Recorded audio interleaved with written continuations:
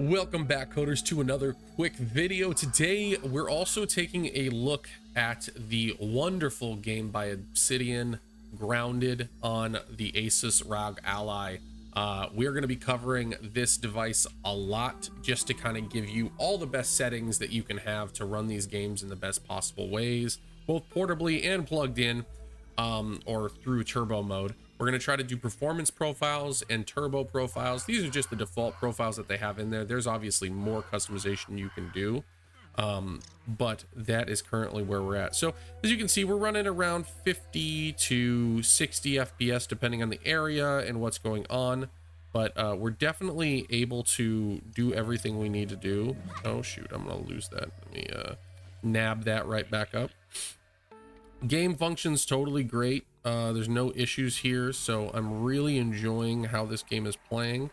It's not going to lock at 60. This is a quite heavy game, actually.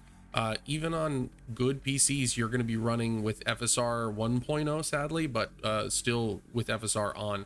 Now, so we have kind of an interesting setup that we're going to be doing. So let me take you through the settings of what I have going on right here. Again, this is in turbo mode. Let me just show you. Turbo mode, 60 or at 120 FPS screen with 1080p on. These are the 1080p settings. So run it in windowed full screen is always best. That's just going to give you the native resolution of the screen. Now, if you need to lower that further, you can. I'll show you how in a second. We're running on medium quality. This game doesn't let you get into the super detailed options. It's just medium. It's just medium, low, high, and epic. Those are the only options. Epic is very heavy. I might show you what that looks like. Frame rate limiter, I don't leave on, but you could limit it at 60 FPS. It's not going to hurt or help you. Depth of field blur, this is a preferential one. I keep it at low just because it gives me more visibility. And then AMD FSR, again, this is FSR 1. Looks quite good, actually, on the Asus ROG Ally, whereas on my PC, it doesn't look great in the NVIDIA chip. I keep it at performance, so that gives me the benefit of the 1080p resolution, but internally we're rendering much lower than that. I don't know exactly the resolution details, but it's quite good. Right here I'm at 90 FOV. Everything else is pretty much defaulted, so I just wanted to kind of show you that. And again, we're getting in between 48 to 60 FPS with a nice cool 80 Celsius again. You can see that my GPU is mostly used. CPU is not that high. This is a pretty GPU intensive game overall. I am technically plugged in, but this is the 25 watt turbo mode, so it'd be like how you were using it handheld, which is a nice representation. You're going to get a little extra performance if you actually plug into a full powered option. So this looks great on the screen. It honestly looks better than on the TV that you're watching it at. So just keep that in mind. Now we're going to go ahead and switch over to performance mode to see how much headroom we actually have. So we're at the 15 watt performance mode. We're going to let that switch over. This will, go up above that, at least initially. Right now, we're actually at a pretty playable 40 FPS in this settings option. But if you do want to get that locked 60, there's a couple options that we have here. So first of all, on this 1080p display at 7 inches, it actually looks quite good at 720p. So we'll probably play with that. You're noticing not much of a gain. It's just kind of limited is what the setup is for this game. But we have a little bit more, less CPU being used and a little bit more GPU being used, which is interesting. So let's go ahead and get in here. I'm going to go ahead and switch this over to full screen. We're going to apply that. Oh, and I should be able to now. Oh, I can't change it. Why not? That should allow me to change it, but it's not.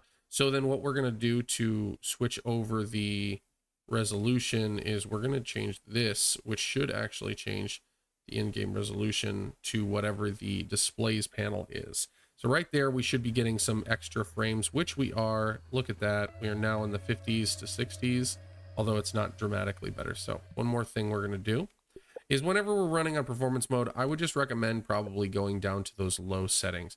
It's not ideal, but this should give us plenty of headroom to hit that 60 FPS mode, especially when we're trying to run at lower wattages. The one thing about low on this game is it makes it a little pretty aliased, so you may mess with those FSR settings if we want to do it. Still not locking to 60, but still very playable, much closer to what we were having with the other ones. So if you're running at 1080p, then and you're on turbo mode, I'm sorry, then you're going to want to run it at 1080p with better settings. Oh, now we're getting well above 80s even there. So this is running much smoother even. So if you're a performance person, this is on performance mode just to make sure. There we go, 15 watts. That's all we're drawing from the APU, which is amazing and allows us to get a much better battery life. And we're still hitting anywhere from 60 to 80, which is fantastic. There are some heavier areas as you're seeing, so kind of depends on where you are. It's definitely very variable. That's just something to keep in mind. So we'll go back to those other settings again.